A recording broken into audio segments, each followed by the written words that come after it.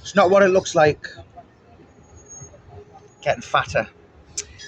So last night I spent an evening with a lovely man called Ed Stow, one of my favourite ripperologists, around Whitechapel. And of course, it was Halloween. Now, I've never been around the area on a Halloween. I've heard so much about it, and I couldn't quite believe it. There literally must have been, if you kind of add all the groups, there was probably tours going maybe 7 o'clock, 9 o'clock, maybe even midnight, and multiple tour guides. There was probably several thousand. It was like going up Brick Lane. It was actually like coming out of a football match. It was just hordes of people that normally wouldn't have been there. Regarding the tours, the tour guides, the elite were out last night.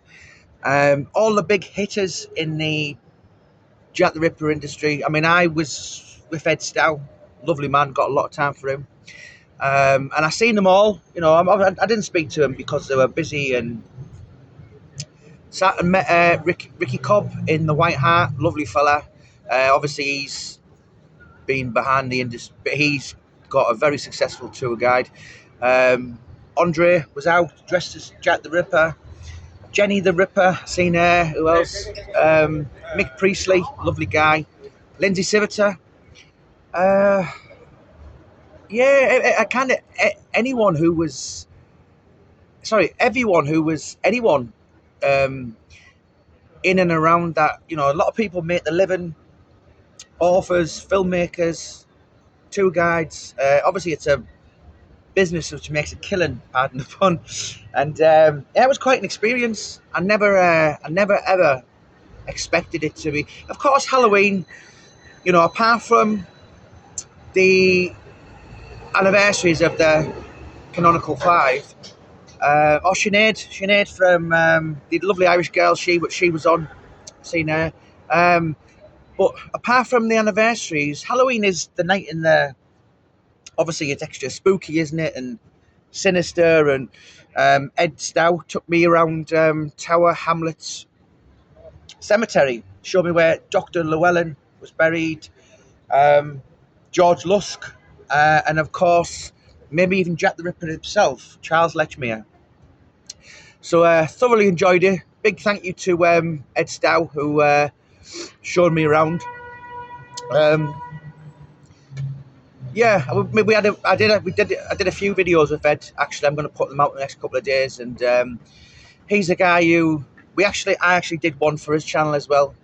We were sat in St Matthew's Church, and like anything in Bethnal Green, we were actually doing an interview, and there was arrests behind us. It was crazy, and several police vans, and guy was took away in a straitjacket, straight up, like some kind of body wrapped up, completely tangled up. And I think Ed actually is going to keep it in the video, so that will just kind of add comedy value. I was just watching it thinking, rather you than me, mate. But it's very noisy. London is so noisy. Such a vexation to the spirit. But as much as I'm fascinated with this place, I'm glad I'm northern. But big thank you, Ed. And quite an experience. And I'll probably be back again next year. Jack the Ripper, Halloween. It's it's funny because although we don't know who Jack the Ripper was or what he looked like, everyone has that image.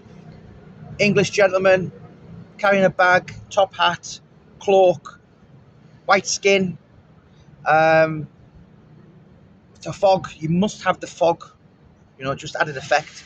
Of course, it wasn't even foggy on the night of the murder, but it's when you kind of put that image in your head, and even if someone was dressed as that and they never told you, you'd think that's actually Jack the Ripper. But it's quite amazing, really, how over the years and it's kind of stereotypical, kind of just being branded like that But other than it would be the Invisible Man if it wasn't like that. So I totally get it. But right, I'm off around Soho and I'm going to do some research on Mickey Duff, Jack Solomon's, boxing promoter, Harry Levine's, and all that. I do like Soho, fascinating place, very expensive, but yeah, Halloween in Whitechapel, highly recommended.